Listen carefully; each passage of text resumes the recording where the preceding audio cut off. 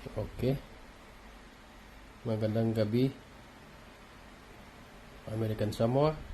Good evening, American Samoa, and good afternoon, Philippines.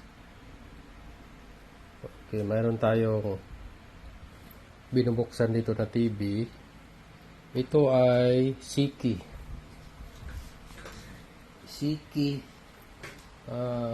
Ito yung model niya. SE50FM Siki. Ang sira niya dito, sunog yung MCU sa board. So, gagawin natin, papalitan natin siya ng board ng Westinghouse. So, magiging smart na siya. Smart. Yan, kinabit ko na. Ito yung LVDs ng Siki board. Nasa ilalim ng, hindi ko pa sa tinanggal.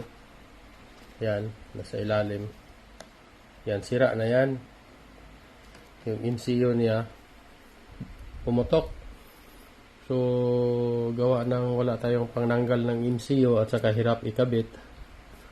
So, ito na. Lalagyan ko siya ng board ng Westinghouse.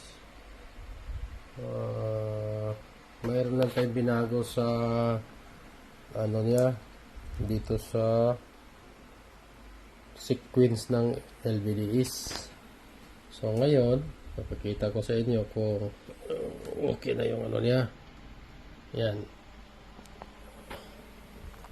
ayan, Westinghouse. So ano na siya, Westinghouse na yung display niya. Okay naman yung screen, malinis naman, wala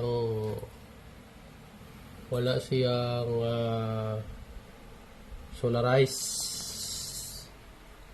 Ayan ang TV Siki.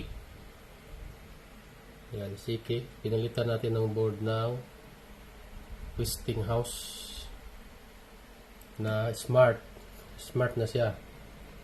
Kasi yung dati, basic lang siya na TV. Hindi siya smart. So, kinonvert natin siya sa smart. Iba na ang board. Kapareho niya. Mayroon din akong board ng Siki. Yan. Kapareho lang sila ng senaryo. Pero, ito ay basic lang. Pero buo ito na board. Okay ito.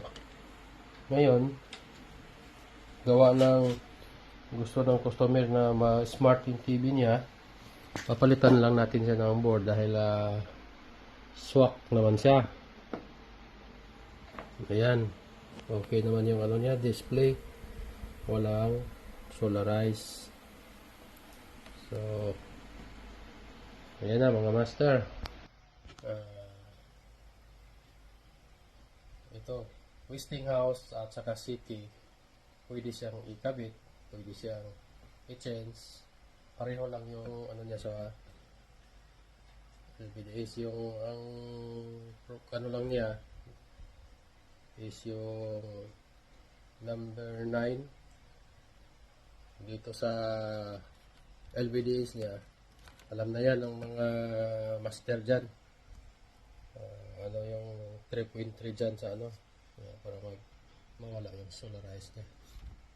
Ayan, yung ano na siya, okay na siya mga master. Ayan o.